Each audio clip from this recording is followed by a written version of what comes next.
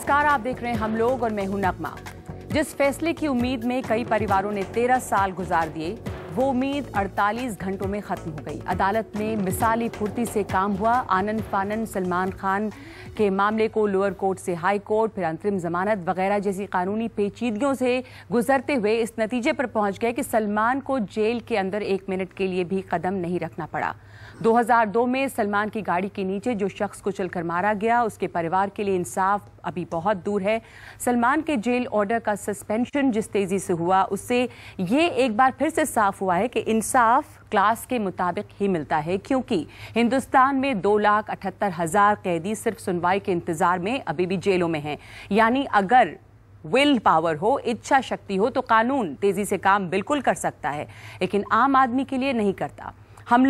आज हम लोग में कुछ इन बड़े सवालों पर बात करेंगे कि क्या अमीर और जाने माने लोगों के लिए काम कर रही है न्याय व्यवस्था और आम आदमी के लिए है सिर्फ इंतजार?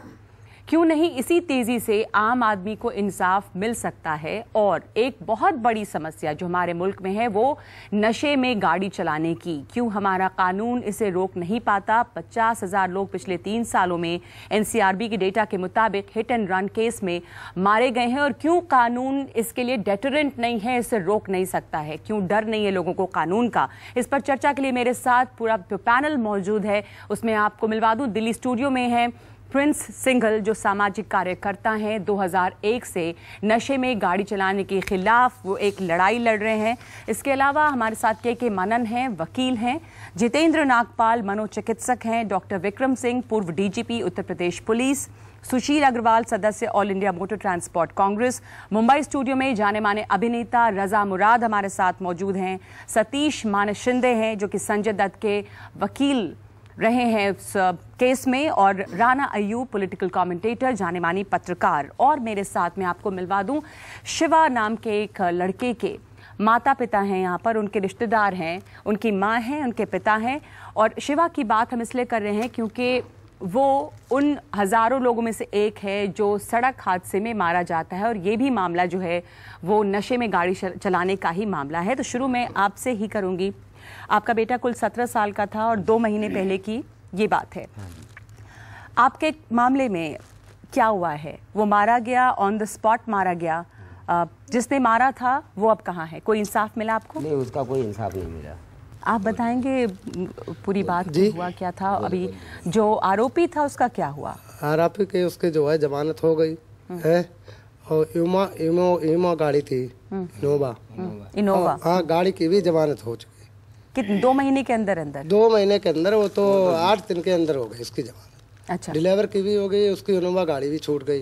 ये बच्चे खड़े थे और खड़े होने पे जो लोग दूध पीने लगे, खड़े होते गाड़ी जो है स्पीड में आई और जो इतवार बाजार जो अशोकनगर थाने के सामने, उसने गाड़ी पुड़िया के ऊपर चढ़ाई और एकदम गाड़ी जो है उन्हीं बच्चों को चढ़ा दी। आपका बेटा शिवा था। और इंसाफ तो कुछ नहीं मिला आप लोगों को? आप अभी आगे कुछ भी नहीं मिला इंसाफ।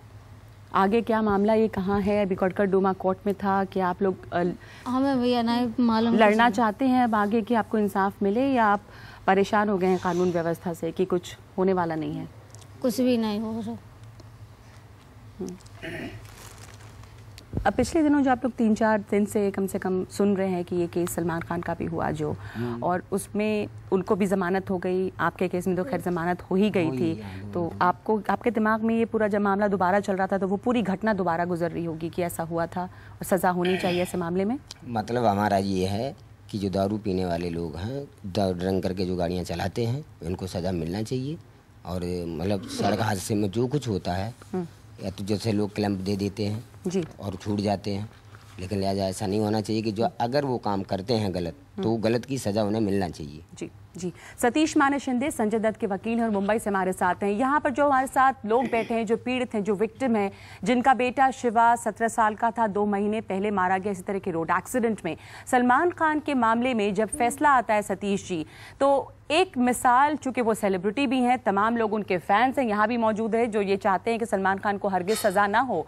पर ख़तरनाक बात यह है कि एक मिसाल फिर सेट होती है, जो ये कह रहे थे कि ऐसे केसेस में सज़ा होनी चाहिए। पर यह लगता है कि अगर आपके पास ताकत है, पावर है, इन्फ्लुएंस है, तो फिर एक मिसाल कायम होती है कि आपको कानून से डरने की ज़रूरत नहीं है, आप कानून को अपने हिसाब से इस्तेमाल कर सकते हैं, इसलिए आप गुनाह कीजिए, कोई बात नहीं है।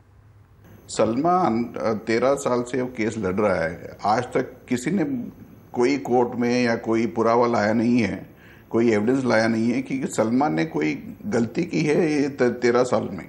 क्योंकि जो भी उसको राइट्स है कानून में, या हाई कोर्ट जाना या सुप्रीम कोर्ट जाना, वो अपना जो हक है उसी से वो चल रहा है।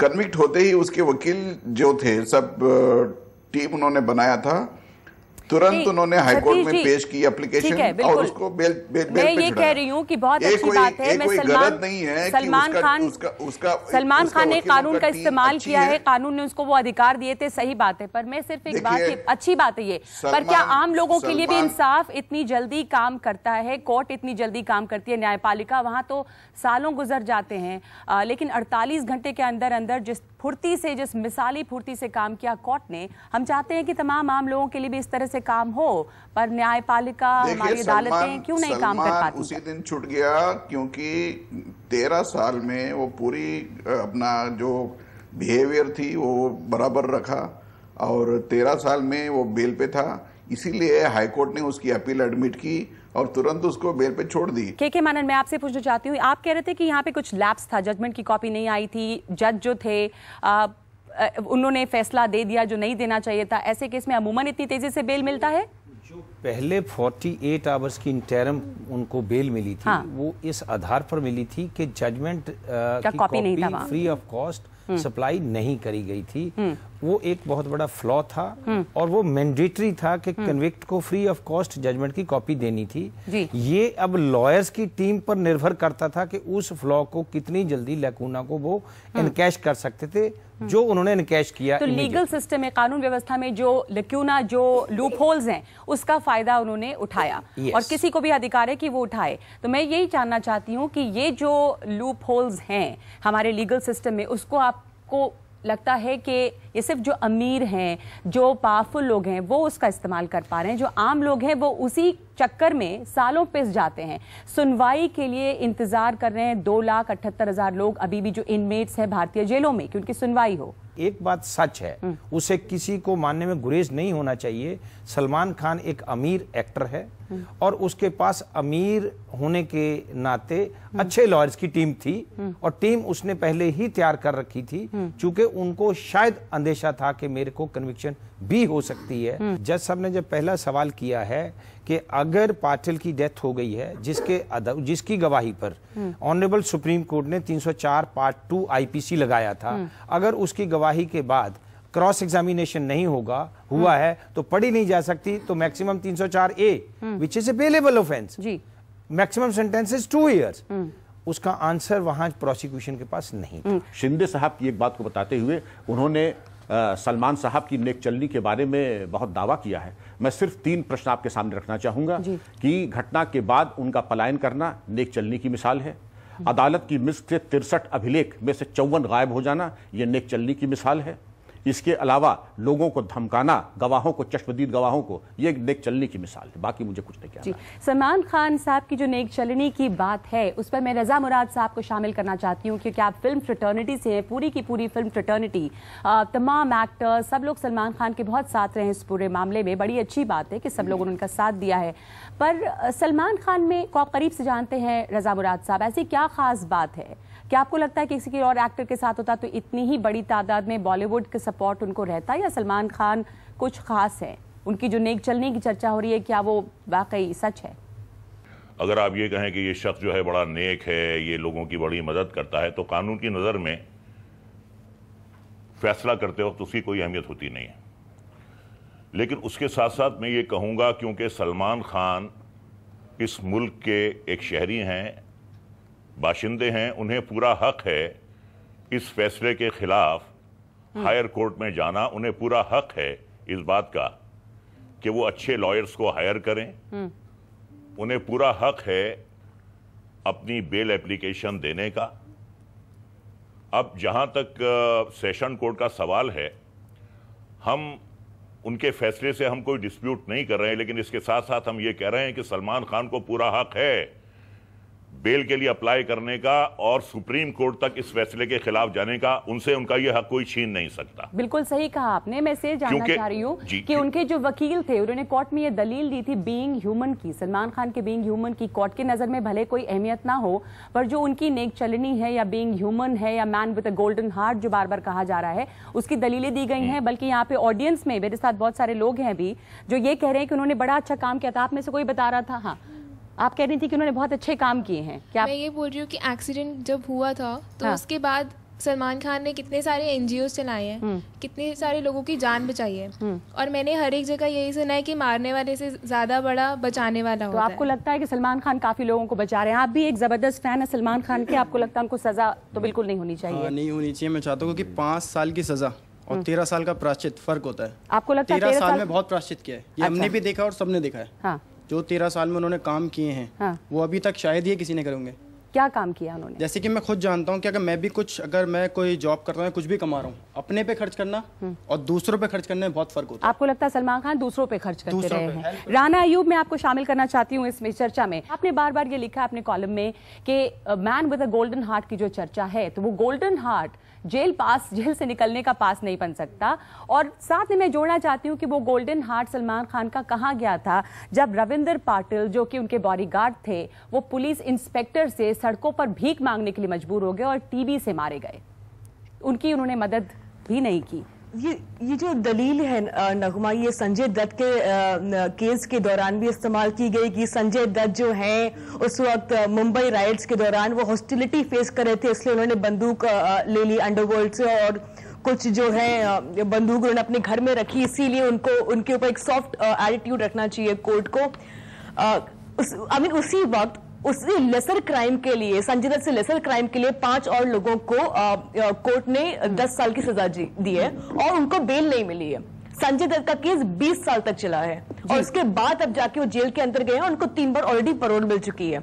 लीजिए सलमान खान की बात। सलमान खान ने क्राइम किया है, अब क्राइम के बाद वो बीइंग ह्यूमन का वो पूरा कॉज कर रहे हैं, वो एनजीओ चलाएं, वो अपनी मर्चेंडाइज चलाएं, 800 रुपए की एक टी शर्ट बेचें, उससे वो केस की क्रिमिनलिटी खत्म नहीं होती है। जैसे आपने कहा रविंद्र पाटिल जो है, उनके बॉडीगार्ड जो थे, वो उनकी ऐसी हालत हो गई कि उनको पुलिस ने भी उनको अपनी सर्विसेज से निकाल दिया, उनकी फैमिली डिस्टेंस कर दिया, रास्ते में भीख मांगने लगे। तो सलमान की इंसानियत उस आदमी के लिए कहाँ थी? सलमान की इंसानियत उस वक्त कहाँ थी जब रात को उन्होंने नशे की हालत में उन लोगों पर गाड़ी चलाई, उसके बाद वहां से भाग गए। क्या उन्होंने किसी को भेजा ये देखने के लिए कि वो लोग वहां ठीक है या नहीं है?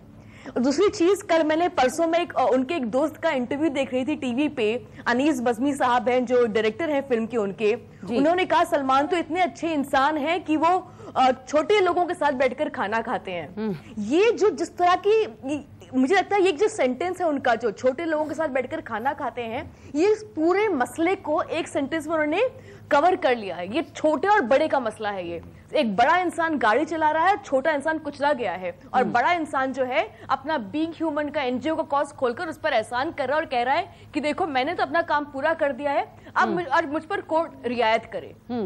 सतीश मान शिंदे, रिच एंड पावरफुल का गेम है, टैक्टिक्स इस्तेमाल हुई है इसमें क्लियरली? देखिए, आज तक सलमान खान ने कोई टैक्टिक्स यूज नहीं की है, और जो भी नहीं उनके वकीलों ने की, सलमान खान को नहीं करना होगा जाके टैक्टिक्स यूज करता है, कोर्ट उसको पहचानती है और उसको रिलीफ भी नहीं देती है। हाँ। तो ऐसे मामले में just to gain publicity and sympathy लोगों को एलिगेशन करना नहीं चाहिए। क्यों सलमान को टारगेट किया जा रहा है? क्योंकि वो सक्सेसफुल आदमी है, क्योंकि वो फिल्म स्टार है, क्योंकि वो सबका मदद करता है, सबका मदद करता है, इसलिए क्यों टारगेट करेगा कोई? राना अयूब, ये क्या पॉइंट है कि वो सबकी मदद करते हैं इसलिए क्या आप उनको टारगेट कर रही हैं? क्यों फिल्म स्टार है इसलिए आप टारगेट कर रही हैं उनको? सलमान के साथ मुझको या आपको कोई पर्सनल प्रॉब्लम नहीं है, ना किसी को यहाँ पर्सनल इशू है। बिल्कुल, वो सेलिब्रिटी है, सब उनकी इज्जत करते हैं, लेकिन कोर्ट में ये दलील देना कि मैंने बहुत सारा चैरिटी किया है, इसके लिए मेरे ऊपर जो है रहम किया जाए, ये गलत है। अगर आप अपने आप को एक फिल्म स्टार कहते हैं विद अ गोल्डन हार्ट, तो आप ऐसा क्यों मजबूरी आती है कि 13 साल बाद अपने एक गरीब ड्राइवर का मजबूर करते हैं कि वो इल्जाम अपने सर पे ले ले? ये कहाँ की इंसानियत है भाई? क्या उसकी भी जिंदगी नहीं है? बहुत सारे लोगों को थोड़ी नाउमीदी इसलिए भी हुई कि जिस तरह के वो हीरो हैं, लार्जर देन लाइफ उनका जो इमेज है, अगर वो चंद घंटों के लिए भी इस बात को कबूल करके एक इंसानियत दिखा के अगर वो जेल चले गए होते और तो शायद वो बहुत बड़े और रियल लाइफ हीरो बन गए होते। अपनी मर्जी से कोई जेल जाता नहीं है, जैसा कि हमारे सीनियर लॉयर्स ने बताया कि क्या क्या वाकयात हुए थे जिनकी बिना पर सलमान को जमानत मिली। हम ये मान रहे हैं कि उसके हायर कोर्ट ने अगर उनको जमानत दे दी तो लोगों के पेट में दर्द क्यों हो रहा है। सलमान खान के खिलाफ, जैसे राना ने कहा, हमारा कोई पर्सनल दुश्मनी नहीं है कि हम चाहें कि वो जेल जाएं, और तमाम उनके फैंस हैं और सब जानते हैं कि बड़े अच्छे काम वो कर रहे हैं, वो तमाम चीज़ें सही हैं। पर ये एक बहुत बड़ा मसला है हमारे समाज में। हिंदुस्तानी मर्दों को ये खास करके लगता है कि शराब पी के वो बिल्कुल गाड़ी चला सकते हैं, अगर वो गाड़ी ना चलाएंगे तो शायद उनकी मर्दानगी में कमी आ जाएगी। आप तो इससे जूझ रहे होंगे दिन रात। आप लोग क्यों, आप नियत पे सवाल कर रहे हैं हाई कोर्ट के, आपको लगता है? नहीं, ऐसी बात नहीं है कि हम सवाल मतलब हम देख कोर्ट का हम मतलब ओवररूल कर रहे हैं या कोर्ट को देख रहे हैं गलत उन्होंने किया है। आप जमानत के खिलाफ क्यों, आपके जो जैसा रजा मुराद कह रहे हैं, जमानत के खिलाफ नहीं हूं। मैं ये कहता हूं कि अगर उन्होंने गलती की है तो ही शुड एडमिट, उनको एडमिट करना चाहिए और उस चीज को वो आड़ में ना ले कि मैं एक एक्टर हूं, मेरे को टारगेट किया जा रहा है या मेरे को मैं सोशल वर्क कर रहा हूं या मैं समाज में इतने लोगों के लिए एजुकेशन कर रहा हूं, वो एक अलग चीज है। वो एक उनका पर्सनल मैटर है, एक उनका एक्टिविज्म है या उनका एक समाज के प्रति उनकी एक इच्छा है कि वो समाज के लिए करना चाहते हैं, उनके लिए उसको पद्मश्री मिले, उनको पद्म विभूषण मिले, फाइन। बट अगर कोई आदमी को इस तरह का, सलमान खान स्टेचर का अगर क्राइम करता है तो उसको सजा मिले। I mean there are two different things. इन दोनों चीजों को क्यों मिक्स किया जा रहा है? और कोई नहीं कह रहा कि सलमान खान ने कैसे किया, क्यों किया। I mean he new 10 years back कि उनको जेल होगी, तो उन्होंने इस चीज को, सोशल वर्क को एक प्लॉय बना के कि भाई मैं एक अच्छी छवि क्रिएट करता हूं, उससे कहीं ना कहीं बेनिफिट मिलेगा और बेनिफिट मिलना भी चाहिए। मैं नहीं कहता नहीं मिलना चाहिए, मगर सजा भी तो हो। कॉज का क्या हाल होगा? आप देखिए, ड्रंकन ड्राइविंग से 90,000 लोग मरते हैं, उसकी धज्जियां उड़ जाएंगी। 90,000 लोग मरते हैं पूरे साल में, एक साल बिल्कुल। ड्रंकन ड्राइविंग 1,37,000 हो गया। 1 लाख बिल्कुल। बताइए तो कॉज कहां जाएगा? सलमान खान जैसे सेलिब्रिटी, अगर ये उनके लिए जरिए से ये मिसाल कायम हो रही है कि आप शराब पी के गाड़ी चलाएं, सजा नहीं तो समाज में क्या मैसेज जा रहा है? ये मैसेज जा रहा है, गलत मैसेज जा रहा है। आज 60% लोग यूथ हैं जो शराब पी के गाड़ी चला रहे हैं और मर भी रहे हैं। डॉक्टर जितेंद्र नागपाल, आप इन लोगों से, आप डॉक्टर हैं, आप मनोचिकित्सक हैं, आप जूझते होंगे सिर्फ शराब ही नहीं, कई तरह के नशे में जो है यूथ वो गाड़ी चला रहे हैं, और इस तरह की जब सेलिब्रिटीज ऐसे एग्जाम्पल देते हैं तो वो उसको और भी वो वही करना चाहते हैं, क्योंकि वो सलमान खान पता नहीं हजारों हजार के इसमें कोई संदेह नहीं है कि जो मार्गदर्शक होते हैं हमारे फिल्म स्टार्स हैं, क्रिकेटर्स हैं, या ये अपना कभी एक हिंसाजनक या कुंठाजनक परिस्थिति दिखाते हैं, वो स्क्रीन पे हो या ऑफ स्क्रीन हो या एक स्टेडियम के अंदर क्यों ना हो, वो एक युवा वर्ग के लिए मार्गदर्शक बन जाते हैं। और कई यूथ इस दिशा में, नशे की दिशा में, अल्कोहल तो बहुत छोटी सी बात रह गई जी। ड्रंकन ड्राइविंग में कानून बताता है, मनन साहब से कई बार बात होती है कि वो ये बताते हैं कि वो नशे में पॉली सब्सटेंस होता है, LSD है, कोकेन है। आप अर्बन पार्टीज में देख लीजिए, जो बच्चे फना हो जाते हैं, आराम से निकल भी जाते हैं कानून से, पावरफुल पेरेंट्स हैं उनके। बाद में देखा गया कि जब अस्पताल पहुंचते हैं, आईसीयू में एडमिट होते हैं, जान से लड़ रहे होते हैं, it was not alcohol, alcohol was only a beginning. उसमें गांजा है, चरस है, उसकी कानून की रक्षा कौन कर रहा है? ये कानून कहाँ है? जो नार्कोटिक ड्रग्स प्रिवेंशन एक्ट है वो कितना लागू है? स्कूलों में एजुकेशन क्या है? मैं इनसे बात कर रहा था कि रोड सेफ्टी तो स्कूलों में डिस्कस होता है, ड्रंकन ड्राइविंग होता ही नहीं है। पेरेंट्स अगर ये प्रोग्राम देख रहे हैं, पहले तो गाड़ी की चाबी और शराब बच्चों से दूर रखें। अवेयरनेस किस तरह का है, कानून में क्या लूप होल्स है? क्योंकि एक फिल्म मेकर हैं आचार्य साहब, जिन्होंने इसके बाद एक ब्लॉग लिखा, बड़ा इमोशनल और तमाम, वो वायरल हुआ सोशल मीडिया पे, क्योंकि वो खुद इस तरह के मामले के शिकार रहे हैं। और उन्होंने ये बड़ी अच्छी बात लिखी थी कि हिट तो होता है, रन इस कॉन्फिडेंस के साथ होता है कि जो कानून है वो आपको बचा लेगा। हिट एंड रन जो हम कहते हैं, आप हिट करते हैं, और जो भागते हैं करप्ट सिस्टम पे आपको विश्वास है कि कहीं ना कहीं से रास्ता निकल आएगा कानून में बचने का। देखिए, ये ड्रंकन ड्राइविंग हमारी सोसाइटी में एक डिजीज बन गया। ये 2001 से हमारी संस्था कम्युनिटी अगेंस्ट ड्रंकन ड्राइविंग पे लड़ रही है, और पूरे हिंदुस्तान में ये कैंपेन अब हमने इसको लॉन्च किया है, और अवेयरनेस भी करते हैं। स्कूल के बच्चों को भी इन्वॉल्व किया है, बार एंड पब्स को भी इन्वॉल्व किया है, लीगल फर्टेनिटी को भी इन्वॉल्व किया है। गवर्नमेंट से भी हम दरखास्त करते हैं कि याचिका हमने दी है कि कड़े से कड़े कानून बने इसके ऊपर। हमारी एक ये है कि इस पे एक नया कानून बने, इम्प्लीमेंट हो कानून। अगर drinking driving death it should be considered as non, इसको मतलब नॉन बेलेबल। ये दूसरे देशों के मुकाबले हमारे यहाँ कितना ढीला है ये कानून? दूसरे देशों में ये तो डेटरेंट काफी है कि लोग शराब पी के गाड़ी नहीं चलाते। कनाडा में इमीडिएटली अरेस्ट है, यूएस में इमीडिएटली अरेस्ट होता है, ऑन द स्पॉट अरेस्ट होता है, इंपाउंड होता है। जी अग्रवाल साहब, दूसरे देशों में मोबाइल कोर्ट्स ही है, वहीं पे ही जजमेंट कर देती है। अगर कोई इंजर या किसी को कोई मर्डर केस में हो सकता है 1-2 दिन टाइम लगता हो, वो है। और प्लस इंडिया में every month every day 377 death होती है ड्यू टू ड्रंक ड्राइविंग। उसके बाद में साल में 1,34,000। बहुत बड़ा एक हिस्सा है वो ट्रक ड्राइवर्स भी जो रातों में गाड़ी चलाते हैं, जो शराब पी के गाड़ी चलाते हैं। मैं इसलिए पूछ रही हूँ आपसे क्योंकि आप सदस्य हैं all India motor transport Congress के। ये समस्या बहुत बड़ी है। हाँ, ड्रंक ड्राइविंग है, this is very bad. Total ये पनिशेबल होनी चाहिए। अगर उसका लाइसेंस रद्द कर देना चाहिए उसको। ये नहीं है कि फाइन कर दिया या कुछ डील उल करके छोड़ देते हैं। अभी पुलिस हाईवेज पे खूब चेकिंग करती है गाड़ियों की, लेकिन वो गाड़ी के पेपर चेक करेगी, माल चेक करेगी, वो ड्रंक है या नहीं है उसको नहीं रोकते। अभी आप हाईवे, नेशनल हाईवेज और स्टेट हाईवेज पे देखिए, मशरूम ग्रोथ हो रखा है आपके वाइन शॉप्स का, लीकर शॉप्स का। जितने की आपको खाने की चीजें नहीं मिलेगी, पानी की चीज नहीं मिलेगी, जितनी की आपके ये वाइन शॉप्स वगैरह है, लीकर शॉप्स वगैरह है। It has to be non bailable. Non bailable. आपको नॉन बेलेबल बनाना पड़ेगा। उसको उतनी गंभीरता से लेने की जरूरत है। ऐसा नहीं कि आपने हिट किया और आप फिर भाग जाएं या बेलेबल ऑफेंस वो नहीं होनी चाहिए। Intentional crime. आप इसलिए आप लोग एक नए कानून के लिए लड़ रहे हैं, एक नए कानून की बात करें। मैं एक छोटा सा ब्रेक ले लूं और हम ब्रेक के बाद वापस आएंगे इस चर्चा के साथ कि जो नशे में गाड़ी चलाने की समस्या है वो कितनी गंभीर है, उसको और गंभीरता से लेने की जरूरत है हमारे मुल्क में, क्योंकि कोई ऐसा कानून शायद नहीं है जो उसको रोक रहा हो। लोगों को लगता है कि अगर ऐसा हो भी जाता है तो आप छूट जाएंगे, और ये जो जज्बा है शायद इसलिए ये रुक नहीं पा रहा है। एक छोटे से ब्रेक के बाद हम इस पर चर्चा आगे बढ़ाएंगे।